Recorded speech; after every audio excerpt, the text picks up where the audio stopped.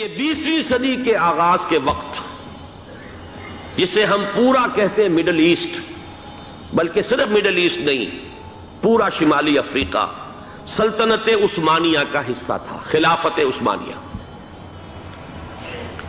Libya, الجزائر، مصر، پورا حجاز، یمن، پورا عراق، شام، اور یہ شام ہی کے حصے ہیں در حقیقت، اردن اور لبنان، یہ شام عرب، عراق عرب، یہ پورا علاقہ خلافت عثمانیہ یہ اس کا حصہ تھا۔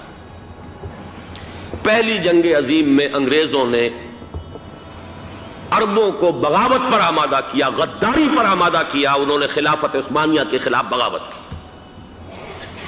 بیج بوئے ان کے دلوں کے اندر نفرت کے، ابھارا انہیں کہ تم ترکوں کے غلام کیوں ہو، تمہیں خود حاکم ہونا چاہیے، تم کھڑے ہو جاؤ، ہم مدد کریں گے، تم بغاوت کرو، تم ان ترکوں کے خلاف ہماری مدد کرو، ہم تمہیں آزاد کر دیں گے، تم اپنے پاؤں پر خود کھڑے ہو جانا۔ یہ بہت ہی ہمارے لیے دردناک المیہ ہے اس پہلی جنگ عظیم کا۔ کرنل لارنس جیسا شخص، برطانوی استعمار، اور اس کے نتیجے میں عربوں نے بغاوت کی۔ اور اس قدر دردناک بات آپ کو بتا رہا ہوں، میں پہلی مرتبہ جب سن 62 میں حج کے لیے گیا مدینہ منورہ میں، ابھی وہ ریل کے انجن کھڑے ہوئے تھے۔ یہ ترکی کے زمانے میں، سلطنت عثمانیہ کے زمانے میں بغداد سے مدینے تک ریلوے لائن تھی۔ یہ پورا ایک عالم سلطنت عثمانیہ، صرف سلطنت نہیں، خلافت عثمانیہ، پوری ٹرینیں جو ہے ترکوں کی اڑائی گئی، ہزاروں ترکوں کو شہید کیا گیا، یہاں تک کہ صحن حرم میں شہید کیے گئے سینکڑوں ترک۔ یہ جرم تھوڑے نہیں ہے، معمولی نہیں ہے۔ آج جس کی سزا مل رہی ہے، معلوم ہونا چاہیے کہ وہ جرائم کون کون سے تھے۔ اب بھی جو لوگ گئے ہیں انہوں نے دیکھا ہوگا، ترکی کا قلعہ موجود ہے اوپر پہاڑی کے اوپر، حرم کا جو سب سے بڑا دروازہ ہے باب ملک عبدالعزیز، اس کے سامنے ایک لائبریری ہوتی تھی، اب تو غالباً وہ بھی گرا دی گئی ہے، اس کے پیچھے پہاڑی پر ترکوں کا قلعہ ہے پرانا، اس پر توپیں موجود تھیں۔ جب بغاوت ہوئی ہے، جو حرم میں آئے ہوئے تھے ترک فوجی، ظاہر بات ہے نہتے، وہ تو نماز پڑھنے آئے ہوئے تھے، ان کو وہاں ذبح کیا گیا ہے، اور ترکوں نے اپنی توپیں استعمال نہیں کی کہ کہیں بیت اللہ کو کوئی گدن نہ پہنچ جائے۔ بہرحال یہ غداری ہوئی ہے پہلی جنگ عظیم کے دوران، اور نہ صرف ترکوں پہ عربوں نے کی ہے۔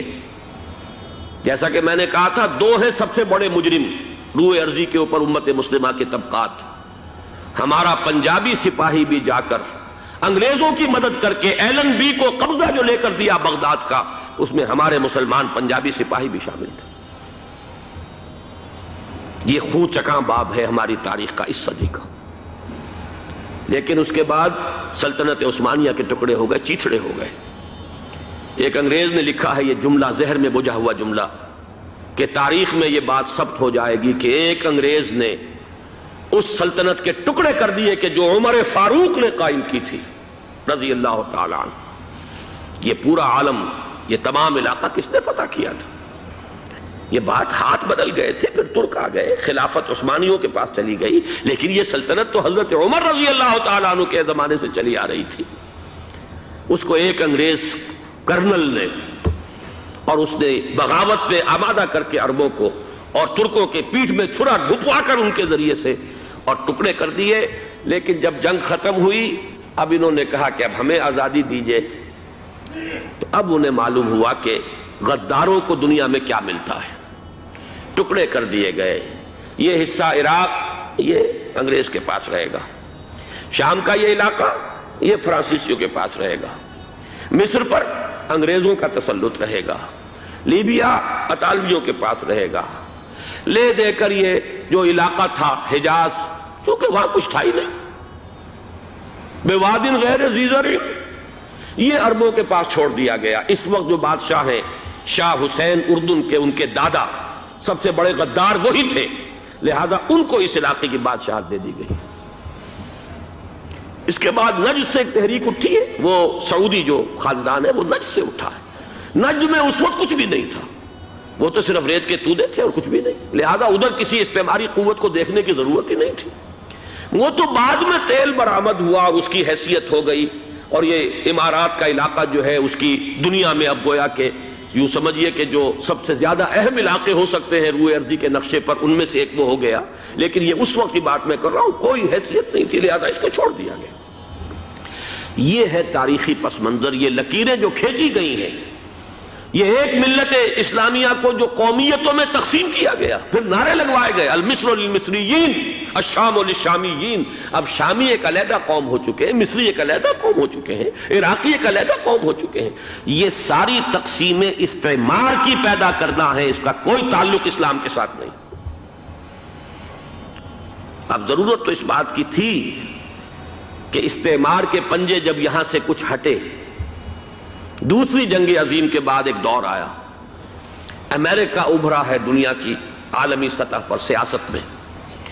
اس کے ہاں کچھ آزادی کے تصورات تھے، اس نے بھی سپورٹ کیا. برطانیہ کمزور ہو چکا تھا، وہ اتنے بڑے علاقے کو اب ہولڈ نہیں کر سکتا تھا. ہندوستان بھی آزاد ہوا، پھر یہ کہ اور دوسرے علاقوں سے بھی اس کو پسپائی اختیار کرنی پڑی. استعمار کے پنجے جس طرح بھی ہوئے، ان کے سینوں سے، عربوں کے سینوں سے جو ہے گویا کہ وہ ہٹے. لیکن امریکہ نے ایک اپنی بہت بڑی حکمت عملی جو اختیار کی، عالم عرب کے سینے میں اسرائیل کا خنجر پیوست کر دیا تاکہ یہ کبھی آزاد نہ ہو جائیں، ہمارے انگوٹھے تلے رہے، ہماری پالیسی گورن کرے. یہ استعمار کا دوسری جنگ عظیم کے بعد جہاں برطانوی استعمار، فرانسیسی استعمار رفتہ رفتہ یہ ہٹنے شروع ہوئے. صدر ناصر نے انگریزوں کو اٹھا کر پھینکا میڈیٹرینین میں اور دوسرے جگہوں سے. الجزائر نے آزادی حاصل کی فرانس سے، اطالویوں سے جو ہے لیبیا والوں نے آزادی حاصل کی. یہ ہو گیا، لیکن ایک خنجر پیوست کر دیا گیا اسرائیل کا سینہ عرب. اس صورتحال میں ظاہر بات ہے کہ ایک تو بڑی آئیڈیل پوزیشن تھی کہ پورا عالم اسلام متحد ہو، لیکن وہ تو بہت دور کا خواب معلوم ہوتا ہے.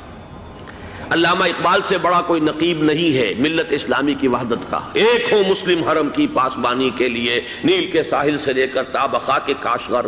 لیکن انہیں بھی اپنے لیکچرز میں کہنا پڑا کہ اس وقت جو صورتحال ہے، پورے عالم اسلام کی ایک وحدت بن جانا تو تقریباً ناممکن نظر آ رہا ہے.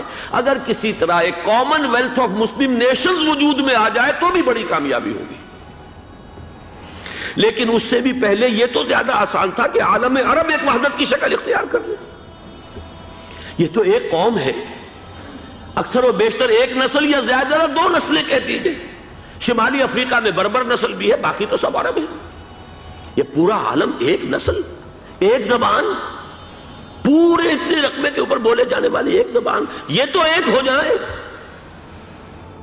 افسوس یہ ہے کہ اس کا ایک ہو جانا، ایک شخصیت ابھری تھی جو مذہبی مزاج کی شخصیت تھی، جو دینی مزاج کی حامل شخصیت تھی. اگر اس کی قیادت میں عالم عرب متحد ہو جاتا تو واقعتاً ایک بہت بڑا جو ہے مرحلہ وہ طے ہو جاتا پوری عالمی ملت اسلامیہ کی ایک وحدت اختیار کرنے کا. وہ شخصیت تھی شاہ فیصل شہید کی. اور اس لفظ کے ساتھ ہی آپ کے ذہن میں آ گیا ہوگا کیوں انہیں شہید کر دیا گیا، کس نے کیا کرایا، کہاں سے تعلیم حاصل کر کے آیا تھا وہ جس نے شہید کیا شاہ فیصل شہید کو. اس کی گردن پر کون سوار تھی، وہ یہودی لڑکی کے جس کے فوٹو بھی شائع ہوئے، ایک گردن پر اٹھائے کھڑا ہوا شہزادہ اپنی ایک یہودی دوست کو، لڑکی کو. اور وہی ہے کہ جس نے جا کر پستول سے شہید کیا ہے. جان میں اچھی طرح جان لیجئے، جیسے بارہا میں نے عرض کیا ہے کہ حضرت عمر کو شہید کرنے والا کہنے کو ابو لولو فیروز تھا، لیکن اس کے پیچھے پورا ایرانی نسل پرستی کا جو پورا پس منظر ہے، اسے تو ہر شخص جس کی ذرا بھی نگاہ جو ہے جو صرف منظر کو نہ دیکھ رہی ہو، پس منظر کو بھی دیکھنے والی ہو، وہ تو جان دے گی کہ ابو لولو فیروز ایک فرد کا نام نہیں تھا، وہ ایران کا انتقام تھا عالم عرب سے. بالکل اسی طریقے سے یہ امریکی استعمار کا ہتھ کنڈا تھا، اسے محسوس ہوا.